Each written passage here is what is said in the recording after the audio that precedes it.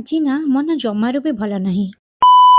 ସୀତାରାମ ଆଜି ଝିଅକୁ ରେଡି କରି ମନ୍ଥଲି ଚେକଅପ୍ ପାଇଁ ବାହାରିଲୁ। ବହୁତ ଦିନ ହେଲାଣି ସେ ନା ଠିକ ସେ ଖାଉଛି ନା ଶୋଉଛି, ଖାଲି କାନ୍ଦୁଛି। କାଲି ସକାଳୁ ସକାଳୁ ଯୋଉ ଉଠି ଯାଇଥିଲା ତାପରେ ଦିନ ସାରା ଜମାରୁ ବି ସେ ଶୋଉନଥିଲା। ନା ତଳେ ଛାଡିଲେ ରହୁଛି, ନା କୋଳରେ, ନା କାନ୍ଧରେ ରହୁଛି। ତାକୁ ଦେଖି ମନ ଜମା ବି କାଲି ଭଲ ଲାଗୁନଥିଲା। ତାକୁ ଦେଖି ମୁଁ ଖାଲି କାନ୍ଦି ପକେଇଲି। ଯାହା କୁହନ୍ତୁ ମା ମନ କଣ ବୁଝୁଛି। ହଜବେଣ୍ଡ ବ୍ୟସ୍ତ ହେଇ ହଜବେଣ୍ଡ କହିଲେ ନାଇଁ ନାଇଁ କାଲି ଯେମିତି ବି ହଉ ଡକ୍ଟରଙ୍କ ପାଖକୁ ଯିବା।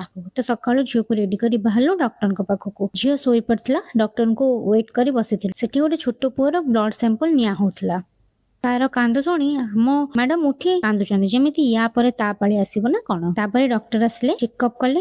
ଝିଅର ୱେଟ୍ ଟିକେ କମି ଯାଇଛି, ସେମିତି କିଛି ବଡ ଇସ୍ୟୁ ନାହିଁ, ସବୁ ଓକେ। ଛୋଟ ପିଲା ଏବେ ସେମିତି ହେବେ, ପିଲା ବଡ ହେଲେ ଟିକେ ଖେଳିବାର ହୁଅନ୍ତି, ସୋ ଟେନସନ ନେବାର କିଛି ନାହିଁ। ବାସ୍ ଏତିକି ଶୁଣି ମନରେ ଟିକେ ଭଲ ଲାଗିଲା। ଡକ୍ଟର କିଛି ମେଡିସିନ ଲେଖିଲେ, ତାକୁ ଆଣି ଆମେ ଘରକୁ ଆସିଲୁ। ତାପରେ ଦେଖୁନାହାନ୍ତି ସେ କେମିତି ମାଙ୍କ ପାଖରେ ଖେଳୁଛି। ଡକ୍ଟରଙ୍କ ପାଖରେ କଣ କହିଲା ସବୁ ମାଙ୍କ ପାଖରେ ଡେସ୍କ୍ରାଇବ କରୁଛି। ଆଜି ପାଇଁ ଏତିକି, ପୁଣି ଦେଖା ହବ ନେକ୍ସଟ ବ୍ଲଗରେ। ସୀତାରାମ।